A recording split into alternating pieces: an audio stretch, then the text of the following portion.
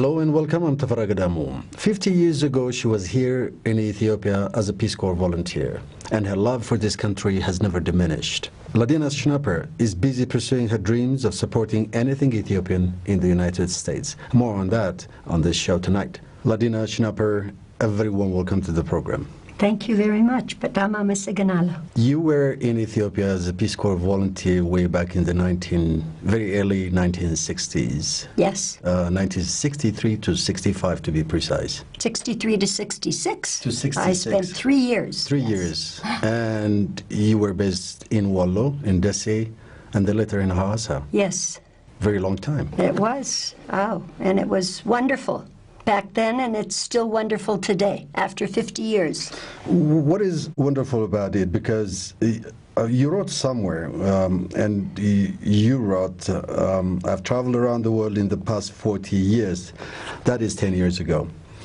And feel more at home in an Ethiopian gojo in Wallo than in the United States. It looks like you were dislocated. I think I came to Ethiopia when I was Beliginet Gize. Is she? You were 22? I was 21, 22. And it's the first time I'd really traveled in the world. And I learned that there was a whole world out there, a world that spoke different languages, that had different religions, that thought differently than me. And I was young, and I was open, and I came to Ethiopia, and it was like Ethiopia matam, baka. Again, instead of my the head, seal. By Yeneleb. Right on my heart it went. And I fell in love with Ethiopia. I fell in love with Ethiopians. I fell in love with the food, with the culture, with the language. And baka, ka amsa mitbawala, I'm still in love. 50 years later, 50 years later, I am still in love with Ethiopia and Ethiopians, and still trying to help in whichever way I can. First time was with Peace Corps. Now it's more privately through various organizations. It's very interesting. You always keep on saying that the scent of coffee is what transports you back to Ethiopia. Every time you drink coffee, and you roast your own coffee. Yes. Coffee kind of connects you to Ethiopia, that typical scent? Coffee connects me very much so to Ethiopia. In the United States, I educate Americans on the whole coffee ceremony. I make coffee at various Ethiopian events. I was asked by the Ethiopian embassy several years ago to come and present the coffee ceremony to American congressmen and explain all of the ritual. As you see, my bunalebs today is I do coffee. A short while ago, you had what, your third Yes. cup of coffee? Oh. What makes the Ethiopian coffee special? I think it's the whole ritual. I mean, one can have a cup of coffee, but if you have the coffee ceremony, it's very sensual, okay? There's the smell. There's the sight of the guzgwaz, of the sine, of the rakavot, okay? There is the hearing when you roast it, okay? You hear it crackle, and you see it in the buna ain, the color that comes, and then you know it's time to do the mukacha, you hear. So it penetrates every one of the senses when you do buna. And then you have your little sini on top. That's like the almaz on top of a crown. And then you pour it, and hopefully the sisai will come down. It's a very encompassing, sensual ritual that transcends me, and very much, I think, transcends the community when they drink coffee. When you have your awal, tona, and baraka, you know how are you All find this the awal. By the time you get to tona, it goes a little bit deeper. If you stay up till baraka, ya Ethiopia mister, hulumi madal. Okay, you stay 3 times, and so it allows you to penetrate. That's everybody's relaxed. They're willing to share. Now I can talk. Now we can yes, talk. Now we have can our talk. coffee. Yeah, umnagar, yeah, mister, yeah, minimin, okay? And it's I believe it keeps the country going. And it makes you nostalgic? Oh, very nostalgic. But you do that. You roast coffee at home. How often do you do that? Usually about once a week. On the weekend, I'll invite my gorbet. I put on, music. I know many of the Asmaris from when I worked in the with U.S. Tasfai. But you live out in the woods I do live in the woods. backyards in one of the cities in Michigan. Yes, I do. But Baka, I can still do Buna there. Habashas visit me from time to time. And my neighbors, they say, when are you going to do that Buna thing again? Okay. So these are not Ethiopians? No, these are Americans. But they know me as the Buna lady, right? And my mother loved it. And that's interesting because it has also a strong imprint in your family, because when your mother was suffering from cancer, you know, for the duration of that coffee ceremony, the pain stops. Right, yes. And comes back. Yes. The whole later. Ritual can be very rejuvenating, very enlivening. One forgets during ritual. That's why people go to churches or mosques or do all the ritual. And Buna is like that. It has that capability of transforming life. So that's one of the reasons. Besides, I love the taste. You love the taste. Yes. And you have all the gadgets, you know. You have all the, you know, the coffee cups, the incense. I like this matashaya, rakavodia, mamkashkashaya, barat matadia, ya havashalabs, ya hulumale. So, even if you left Ethiopia in 1966 and came back twice, actually, in between, right? Yes. One was 21 years ago. Yes. And the second time now, right? Yes. You're involved in Ethiopian community affairs in the U.S. I'm talking about what one of the Ethiopian musical giants, Tesfaye Lema, when he established his, the Ethiopian Cultural Center in downtown Washington, D.C. Yes. You were involved right at the beginning. Very much so, So when he shipped all these cultural artifacts, and they were housed at his center before he fell ill, and they were moved to the Ethiopian embassy. Now they have a new home in Chicago. I met Tesfaye in Washington, D.C. I was working as a social worker, and he started telling me about what he wanted to do. And Tesfaye was absolutely brilliant, but he needed somebody to implement his ideas. So I thought, Baka, why not? And so we started the Cultural Center.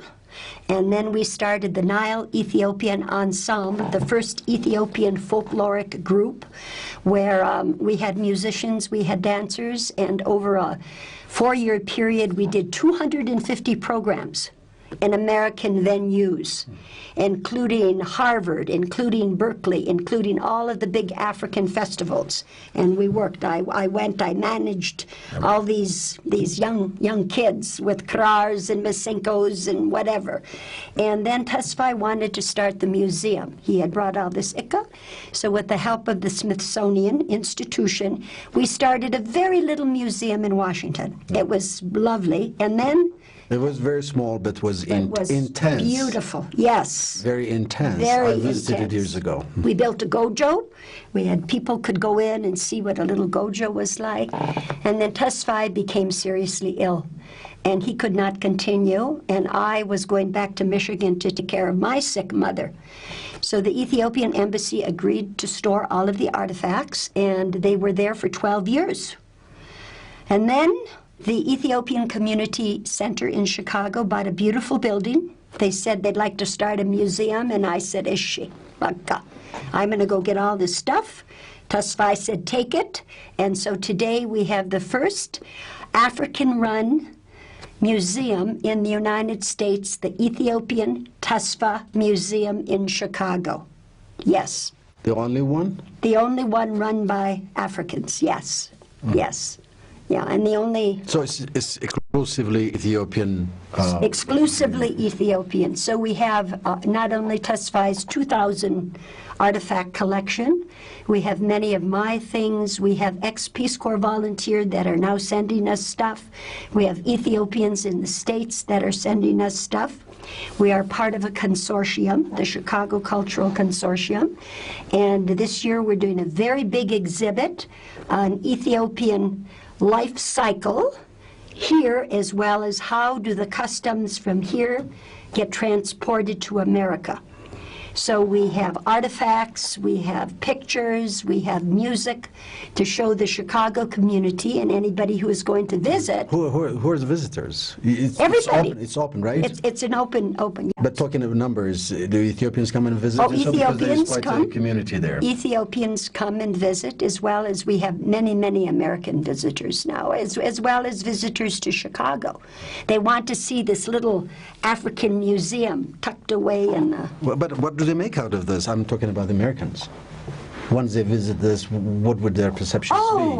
Well, first of all, they say, oh, well, I didn't know that Ethiopia was 3,000 years old. I didn't know that they had such beautiful artwork. I didn't know that they did such beautiful basket work. Basically, Americans don't know a lot about Ethiopia. So the museum is an educational institution right now, as well as hopefully we would like to increase tourism to Ethiopia. As people see the pictures and talk with Ethiopians, they say, oh, let me go. Have you met people who've made that decision after having visited your museum? Yes, two people have come here after visiting the museum and spending time with us, yes. So you want to increase that volume? We want to increase that, no. Do you have any specific plans? Well, besides having displays, besides doing articles, besides perhaps having a little, a forum once a month we are planning, it is to promote Ethiopia and ultimately to promote travel to Ethiopia. Yes, we do have plans. But you live in Michigan. I do. Well, very not far yet, but you've got 8 hours by 8 hours drive. Yes. Then, how do you do what you do with the museum because you don't live in Chicago? Well, I go to Chicago 5-6 times a year. And in Ladena, we have computers and conference calling, and we have a museum committee, and once a month we meet and we plan and do programs. What is that you specifically do there? At the conference call? Not the museum. Oh, at the museum, we help organize, we help catalog. We are putting everything into the computer now. So every single object will have its picture. It's curated. It's curated. It will have Amarinya and Inglesinya. So hopefully within 6 months, you'll go online and you'll put in African lunchbox. Meaning, okay, a link will come up to our museum, and there will be all the pictures of the Agilgiloch. And you'll see the Agilgil. And Ba'an is an Ethiopian lunchbox. Oh. Okay? Or if you put in Meskel or cross, you'll see all the Ethiopian crosses that we have. So, yeah, it will be available to the world. For research purposes, too. Research, Have you linked that museum to any one of the universities nearby? Well, it's linked to the Field Museum. Well, that's a very big one. Very big. Chicago Film Museum. Yes. It's linked to the Chicago Cultural Alliance. Okay. While I have been in Ethiopia these 2 months, I have visited 5 museums, and I believe I have a link now to the National Museum. Okay. Wezarit Mamitu has been most helpful. Ato Jonas at the Research and Conservation ARC has been most helpful. So I have emails of everybody at the museums, and we will keep them informed. What do you want? What do you want from them? What do you want from Ethiopia? From Ethiopia, well, when I was here, I did buy a few items to take back for the museum. I think that are, so I will take these back. They will be displayed. Otherwise, I think just a relationship to see maybe we can do joint programs down the line. In America now, there are grants becoming available for preserving cultural heritage. And that is why I wanted the links with the museums here. So we'll see where it goes. Now, let me take you back to the 1980s. You helped tens of Ethiopians, several Ethiopians immigrate to the U.S. There were bad times here, there were refugees in the Sudan and so on. Yes, I did. I helped a lot of That's quite kids. an incredible commitment. Well, I told you. I can do with 1 or 2, but 100 plus? Well, I would help somebody come, and the agreement was that they would get an education, and then they would come back or help Ethiopia in some way. Well, one case in This is from 1980s, right? Yes, from the 80s. Ato Abetu who came. He was a little Gojam boy, okay, but he came, he got his degree, and he has come back here now, and he has started Lincoln University. This is their fourth graduation class, and he has done extremely well. I'm very proud of him.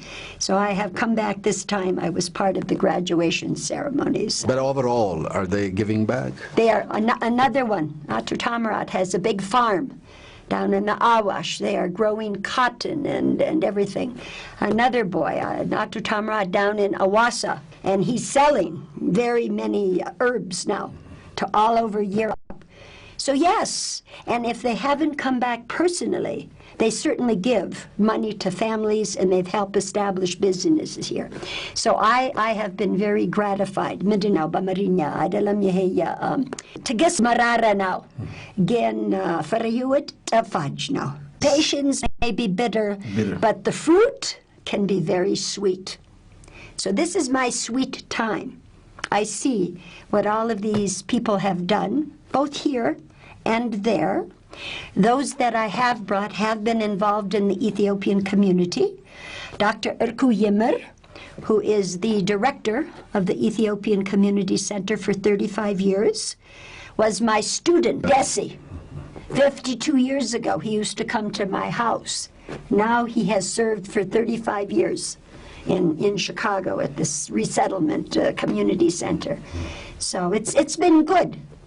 There's another turret, Bamarinya. Yahulum zer, ay bakalam. All seeds grow for me with Ethiopians. I've never had one bad seed. You know, not at all. No bad apples either. No bad apples. They've all been good. So you're engaging, I can see that. You don't take no for an answer. I don't. No. I have a vision. I really would like peace over the whole world. I'd like to see this country grow even more than it has, and it has grown in the last 50 years. I'd like to see everybody happy, healthy, and full bellies. And so, in my little way, if I can contribute, I will contribute. Leila tarit Bamarinya, ishi. Yehe and bertu, and she medhanitu. Malet, one person can become like a medicine for 1,000. One person can make a difference. And for all of your audience out there, one person can make a very big difference in many, many people's lives. And I believe I've made a difference. You know, I see the difference I've made. So this gives me satisfaction. You're not modest about it. No, I'm not. Baka, you have to help. And if you help, Baka, you know, the seeds will grow. But you have to take risks. You have to be brave. Sometimes you have to, you know, see which way to go. But it's possible to help one another. And they call you Sarkalam. Sarkalam, wow. Makniatum iskahun ba'am sametinei baka. Destaling, alim, yao. Selezina. Who gave you that name? My students in Desi. There was Inku and Malaku and Goje. And I have met all of them here from 52 years ago. And they were the ones that gave me the name. So you go by that name among Ethiopians in the U.S.? Usually, yeah. They know me as Sarkalam. You know, when I was on Matahaya, I was known as Sarkalam. That's a Sunday show on Ethiopian TV. Yes. Yeah. That was 20 years ago? Yes. 19 years ago. Yes. You dance, you've never I danced, now. Yes. How old are you now? Getai. Andelela teretala. Idela? Yeheyek ace demos and you say edame? Idela? You don't ask a priest what his salary is or a woman's age. Is she? But you look a lot younger. Yeah, well, that's because I enjoy life. It's important. And that's what keeps you going. Well, you know? Amazing. I'd like to work another 50 years for Habeshas if I can, you know? So we'll see. That umbilical cord is there to stay. Yes, it is. Absolutely. It's wow. Yeah. So you want to come back again anytime soon? I would love to come back anytime soon. Are you willing to pay my way next time? We'll try.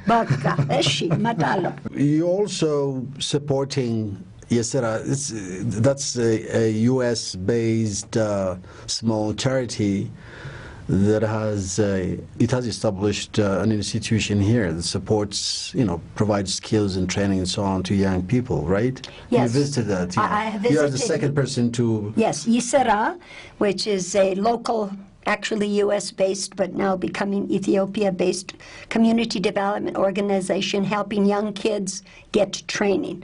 And so we are trying to help as many as we can to be trained and then go back to the countryside and work there. Yes. Yes. So, there's many organizations to help. I mean, there is no reason why everybody in the diaspora cannot help somebody in some organization here, So part of the reason for the museum and our talks in America is to inspire and to encourage the Ethiopians there to even help more. Not only with the family, but for other Ethiopian projects, And you're Amharic?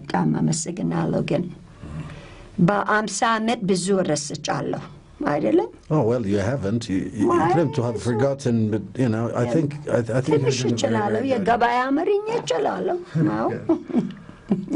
Ladena Schnapper, thank you very much for your time. It was a pleasure.